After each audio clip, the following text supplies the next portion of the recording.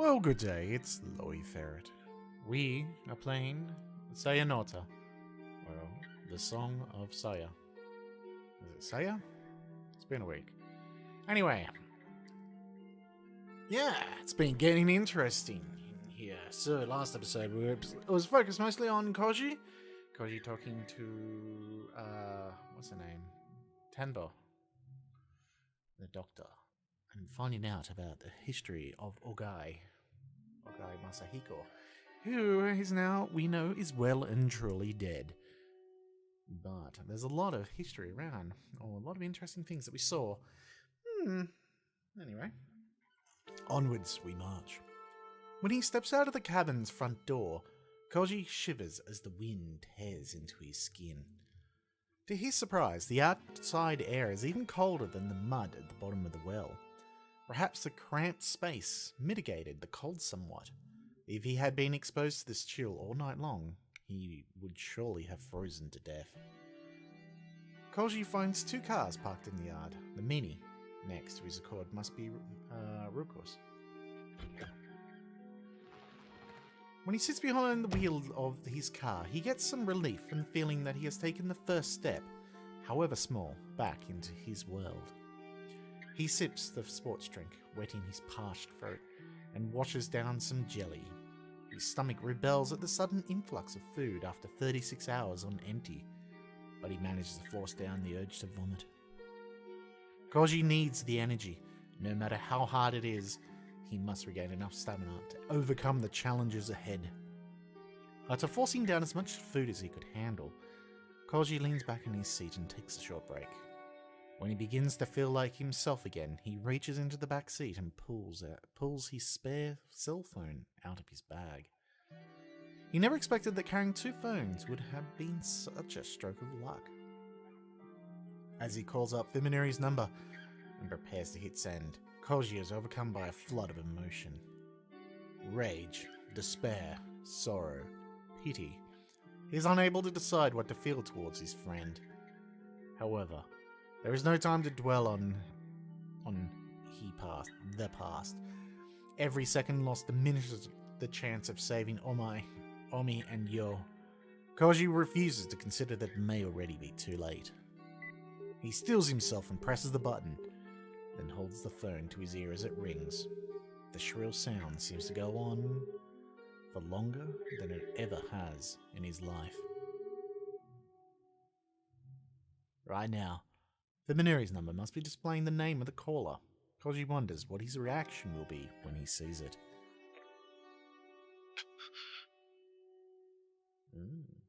The call goes through. In the silence on the other end of the phone, Koji senses surprise, apprehension, and dark fury. Feeling slightly gratified, Koji delivers the first jab. Yo, そんなに意外か、死人からの電話は。 What? You weren't expecting a call from a dead man? What a surprise. How did you manage it? Koji is about to answer. An idea suddenly comes to him.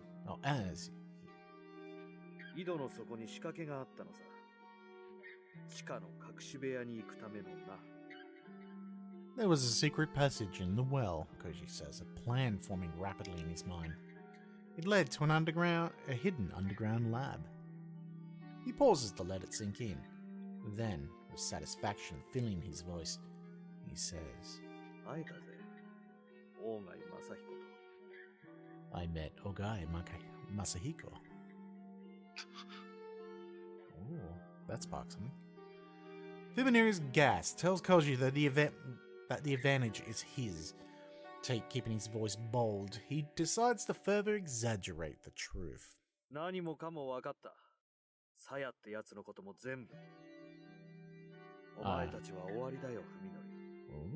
I know it all. Everything about Saya. You're finished, Vimineri.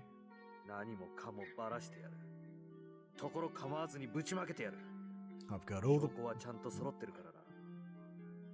the proof I need to blow this thing wide open. You won't even see it coming. You son of a bitch. Ooh. It's obvious from Fuminori's tone that rage has overwhelmed his reason. Koji's bluff is working perfectly.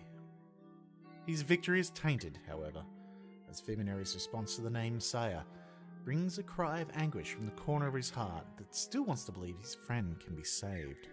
崎坂君がこのサヤと呼ばれるものとすでに深く関わっているのなら。Ooh, the old memory voice. If Sakisaka is involved with whatever Saya is. Ruka's voice plays back in his head, sounding even colder than before. 彼はもう引き返せないところまで踏み込んでいる。And then he's already past the point of no return. He mustn't allow emotion to sway him. Fuminori, Omi to Tsukuba wa doko da? Where are Omi and Yo? Koji suddenly switches topics, trying to keep Fuminori off balance. It all comes down to this. 俺にだって情けはある。お前の出方次第では考えんでもない。Depending on your answer, I might be willing to cut you a deal. Yeah, good luck with that after what we're saying. お前がこれ以上誰も傷つけないというのなら、俺にしたことは忘れてやる。この別荘で見つけたことも。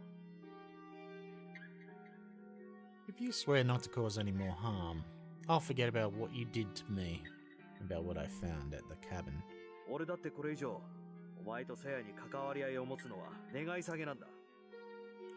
近江たちさえ無事に戻ればいい。I don't want anything more to do with you and Sire anymore. All I want is for Omi and Yo to be safe. Omi and Yo. Fuminori's voice trails off. He's obviously trying to decide how far Koji can be trusted, and whether there's room for negotiation. Fuminori has been called out, and now it's time for him to show his hand.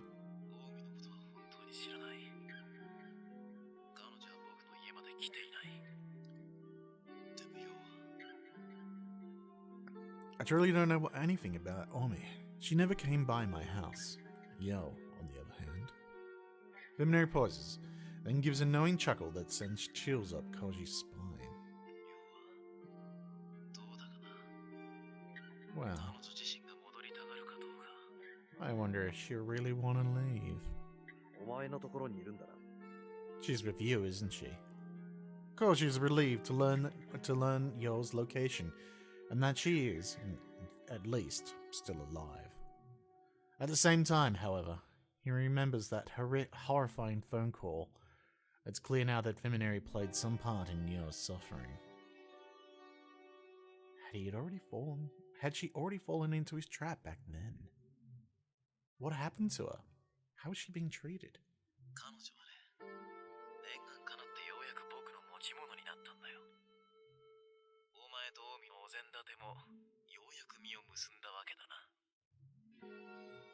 Her wish has finally come true, Fuminori says with venomous sarcasm. She's my property now. I guess you and Omi got what you wanted after all. Koji feels despair settle over his soul. How much lower will this man go? Must Fuminori seek out and destroy every memory of the friendship they once shared? つくばを解放しろ。彼女の安全を確認したら、お前らについての証拠を破棄してやる。Let Suzuka go.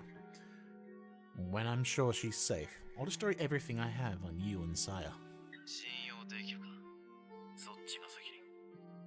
How can I trust you? First, I want you to. お前に選択の余地を与えるつもりはないよ。I'm not giving you a choice here, Fuminori. Koji instinctively realizes that it's dangerous to push his bluff any further. 後でまた連絡する。それまでによく考えておけ。I'll call you again. You have until then to make up your mind. He hangs up without waiting for a response. Fuminori doesn't know that Koji is still at the cabin in Tojika. Is it Tojiki? Right now, he's probably worrying about whether Koji will show up in 1 hour or 1 minute. Koji knows that he'll be able to take advantage of Fuminori's confusion. 3 hours. That's how long it will take to race all the way back to Tokyo. Koji is afraid that his body won't carry him through such a long drive. His mind is clear, but his limbs still feel half asleep, like they're weighed down with lead. Although he knows he has to stay resolute, Koji still longs for the peace he had just a few days ago, when life or death struggles were the furthest thing from his mind. Back then, he could never have imagined himself fighting to rescue a friend from the clutches of a madman. With every passing moment, he feels himself becoming less like the person he was. When all of this is over, will he be able to return to his old life?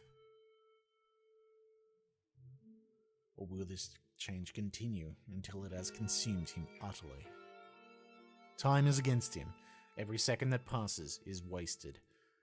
Even so, he decides to allow himself just 5 minutes of weakness.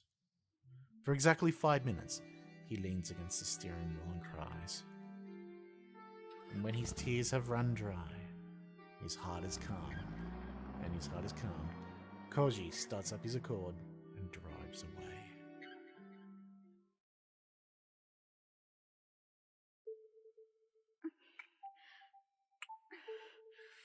I stare at the silent phone in my hand.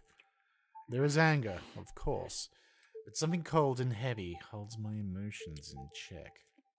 The sense of danger. To be honest, I'm surprised at how calm I am.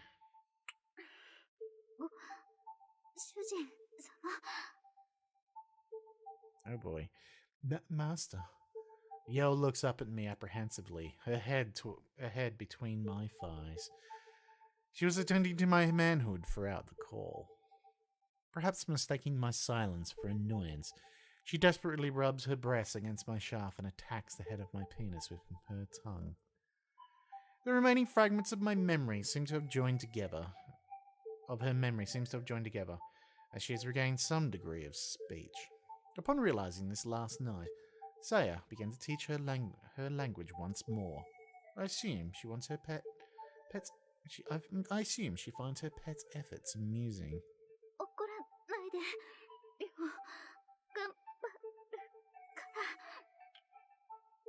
Don't be mad.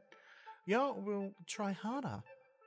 Still gazing up at me pleadingly, Yo sucks in my penis without even taking the time to breathe.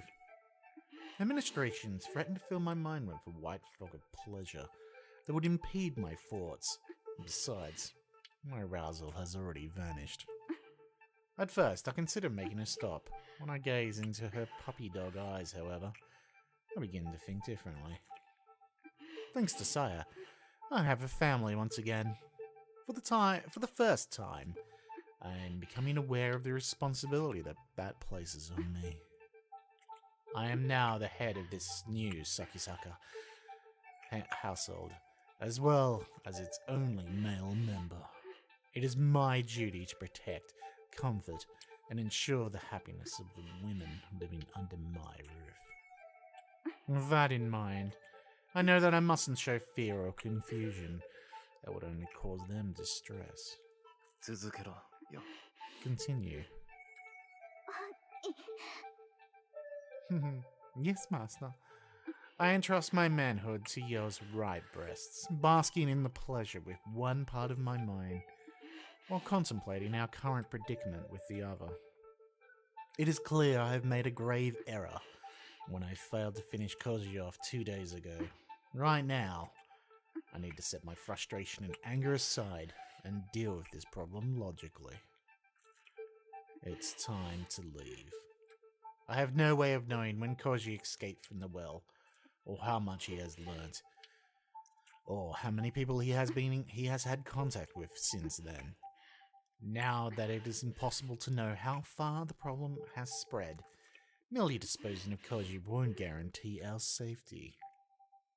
When the enemy has poisoned your water well, you can't take the risk of even one drop might remain. Your only choice is to stop drinking the water.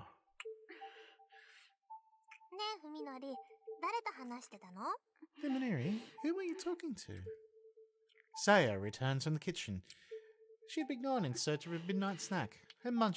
She's munching on her favourite, spare ribs. Purging myself of unease and impatience, I respond with a casual shrug. ちょっと厄介なことになりそうだ。工事のやつが生きててさ。It seems that we have a little problem. That bastard Koji is still alive. あらま。 Oh dear. By breaking the news suddenly without any trace of anxiety, I am able to avoid frightening Saya. Instead, she is merely surprised. I knew remaining calm would work. Moreover, I'm currently getting my penis sucked by Yo. It would be hard for anyone to get too serious under these circumstances. なあ、さや。僕たち、この家を引き払った方がいいかもな。Saya, it might be best if we leave this house. そうか。 Yes, I know, honey. Saya lowers her eyes and strokes her chin thoughtfully. まあ、どっちみち鈴見さんの一家が消えたのがバレれば、この近辺も騒がしくなってただろうし、遅かれ早かれ、こういう日は来てたと思うよ。This is bound to happen sooner or later. Even without Koji, it's only a matter of time before someone reports the Suzumi family missing. Yeah, Saya nods. I can tell that she's reluctant to leave, but at least there's no sadness in her expression. Everything will be fine.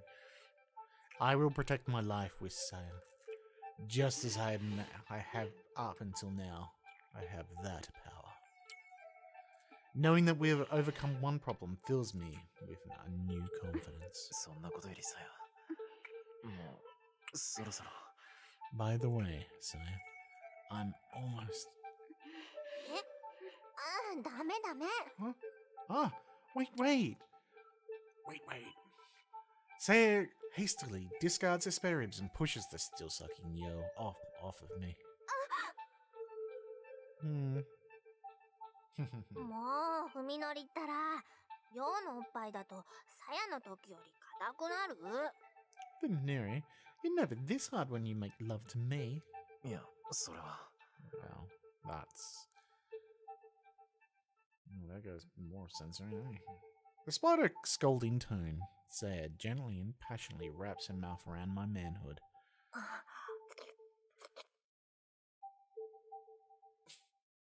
Okay. With my orgasm already charged up by Yo, Saya's ravenous tongue and throat push me over the edge instantly. さや、も Saya, いいよ、カップル。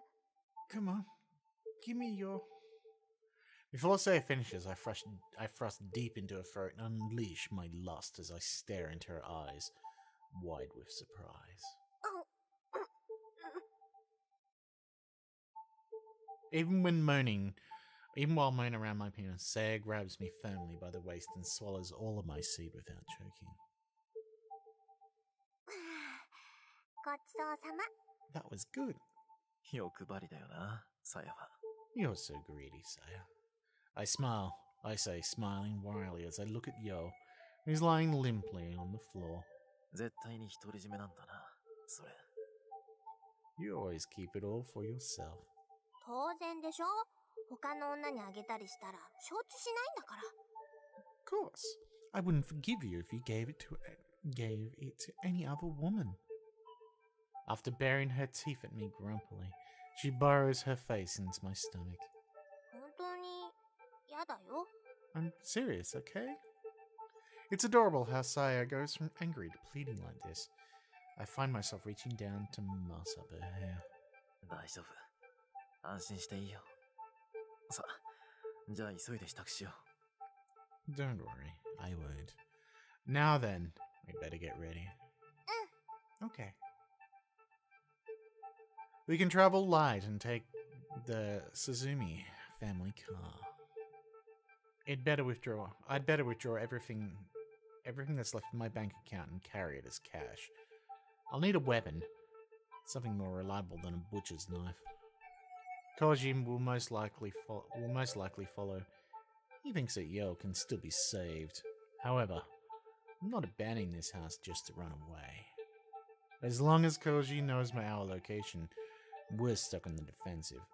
Leaving gives me the chance to regain the initiative and deal with him at a place of my choosing.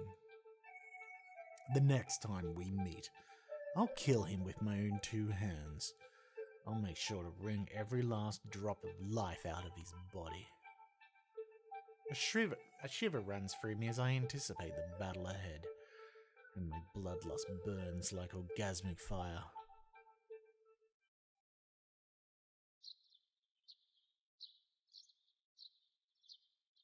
When Ruku looks up, the morning sun is already streaming in through the window. Tired from hours of poring over files, she removes her glasses and massages her aching eyes. Her dreams were always filled with horror, yet the night she just spent was more nightmarish than them all. And it's not over yet. She has only just set foot on the threshold.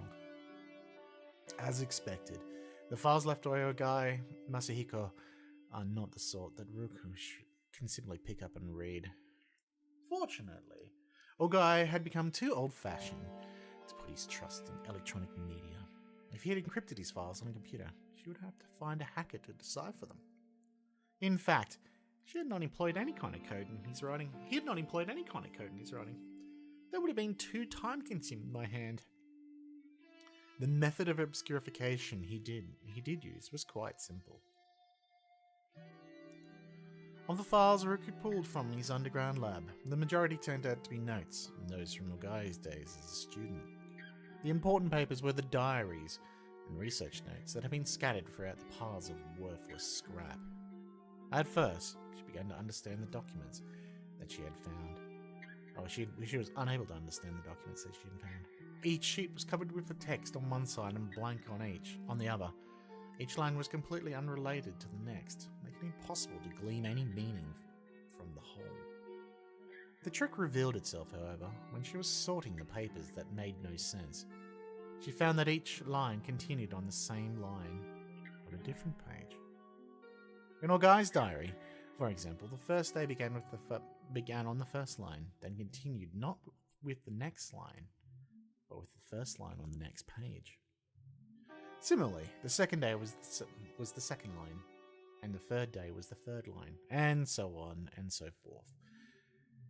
After filling all the lines on one set of papers, Ogai had torn them out and scattered them among his other files.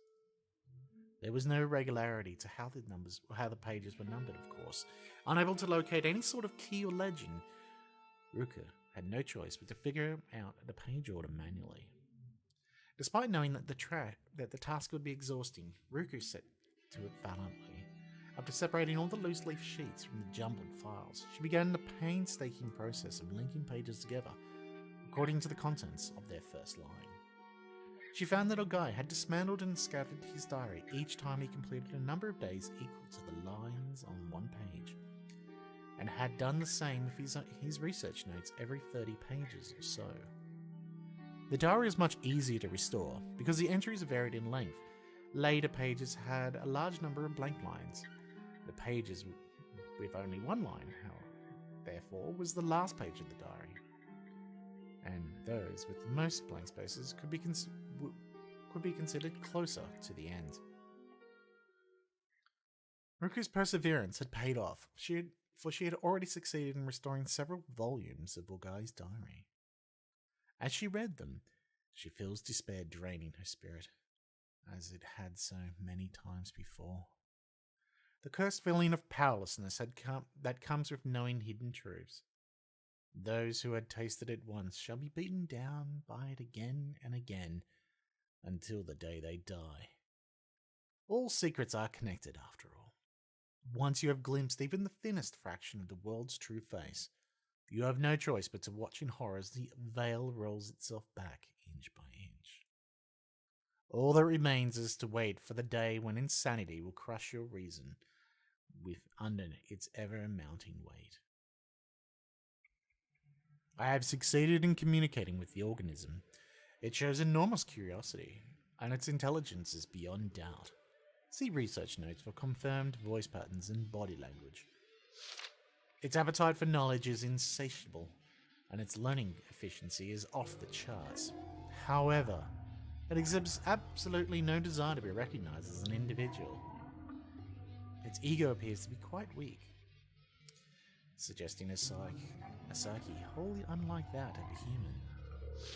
The speed of the organism's linguistic development is astounding. When I laughed at its mispronunciations, it immediately picked up on the concept of puns. Ever since, it has been employing its entire vocabulary in an attempt to find puns that would make me laugh. Perhaps, in a few days' time, it will have learned enough language for us to communicate freely. The organism's command of spoken language is now sufficient to facilitate higher-level discourse. But although it has regaled me with questions all day, it remains unable to answer any of mine. Its replies suggest that it only gained awareness after materializing in this universe. It has no knowledge of where it came from.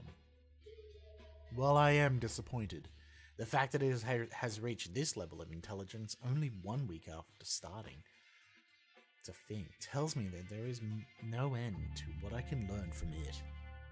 Hypothesis. It is not a naturally occurring organism, but was created by an even more sophisticated sentient life form.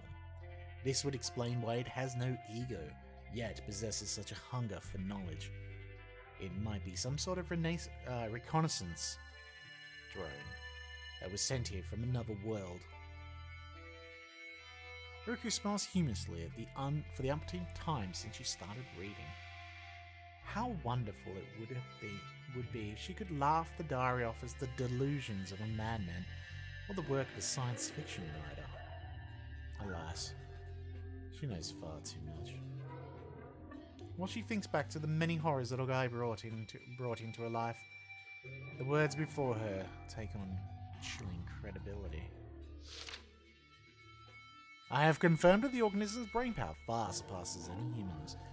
This morning, I told it about prime numbers, after I explained the Lucas-Lima test for, Mersenne primes. I know which prime it is, but I just can't pronounce it properly. It immediately began to list examples that it had calculated in its head. I was only able to confirm by memory up to number 10 and 88. But it continued to list further examples without any trouble. I left it to its calculations. When I returned a few hours later, I discovered that it had written down more than 70 of them. Computers all over the world are currently working to calculate these primes. The last one I remember being found was the 39th, back in 2001. When I entered several of the results into my laptop and ran the Lima test on it, I think it's Lima test, I found that every one was correct. The same is no doubt true of the rest. After all, this organism has never shown the pathological need for respect that would lead it to lie about its accomplishments. I have no reason to doubt its veracity. If I could reveal to the world an expedient method for discovering these primes, the prize money would make me a billionaire. Of course, my current research is worth far more than any sum of money. I must keep it a secret. The organism's computational speed exceeds that of even the most powerful supercomputers. I can only conclude that its cognitive facilities are beyond anything humanity can imagine. At the organism's request, we began a new field of study. Despite its immeasurable aptitude for mathematics, it now desires to concentrate on sociology and the natural sciences. Perhaps our math problems are simply too elementary for it. It has shown especially keen interest in the means by which organisms reproduce and multiply. As it possesses nothing that could be called emotion, I hesitate to use this description. But when it learned about DNA, it seems somehow excited. In fact, the organism itself seemed surprised by its reaction. When asked about the nature of the impulse, the organism decided to label it instinct. If this description is indeed accurate, then this is an extremely interesting development. It would mean that there is a deeper level to its psyche than just knowledge that it has acquired since coming to this world. If I could use this discovery to trace its roots, I'd might be able to learn what it truly is. Note: candidates for the plane and world of the organism's origin are discussed on the Silver Key, filed separately. I spent the whole day carrying books into its room. Apparently, the organism is no longer satisfied by the knowledge I am able to impart.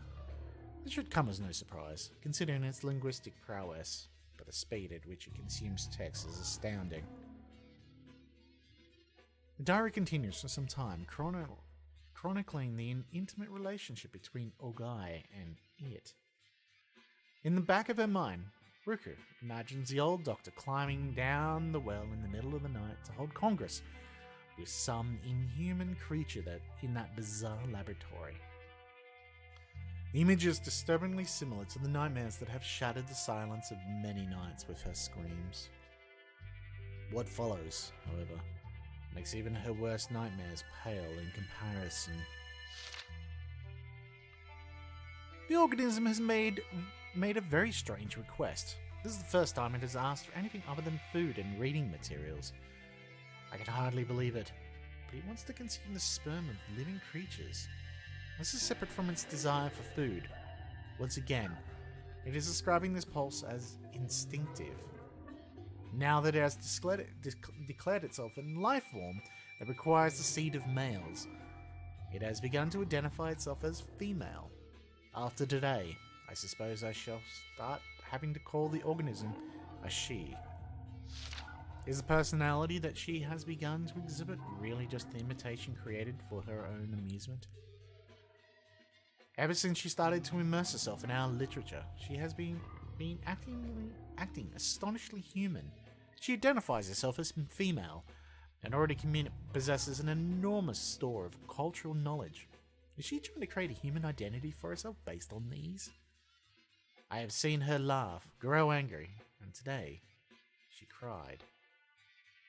Is she just copying our emotional displays? If not, then she is already. Is the soul something that any intelligent life form can acquire? I feel I am witnessing something more mysterious than the genesis of life itself. Today is her birthday. Although it is a year late, I want to give her a special gift. Saya was the name of my mother's cat. In childhood, she was my sole friend and my beloved. I decided long ago that if I were ever blessed with children, I would give this name to my daughter. Happy birthday, Saya. Let this be the name of your soul. You have earned it. The ability that Saya has discovered in herself is showing more extraordinary results every day. I have no doubt that she is a kind of artist. What exactly is it that she created in her body from the rat semen I gave her? At this point, I can only surmise that it is a type of retrovirus, a reverse transcriptase enzyme that creates exactly what she desires. The rats have been transformed by her art are so very beautiful now. The many enzymes secreted by her body and the various appendages she uses are discussed in detail in my biological observations, filed separately. Here, I will say this. By witnessing Saya perform her operations on several rats, I have gained much confidence in my theory that her body is designed specifically to manipulate the biology of other organisms. Ruku looks grimly at the still unsorted mountain of research notes. When she finally managed to separate these papers, she will probably find that the many other files mentioned in the diary. Ogai's biological observations, at the very least. She wants to look through these before facing the thing named called Saya. Under no circumstances does she want to go into battle unprepared. She looks at her watch and sees that it is already 7 in the morning. Assuming Tano Koji made no stops, he should be arriving in Tokyo by now. Now that it's too late, She wishes she'd stop that stubborn fool from leaving, even if she had to shoot him in the leg to do so.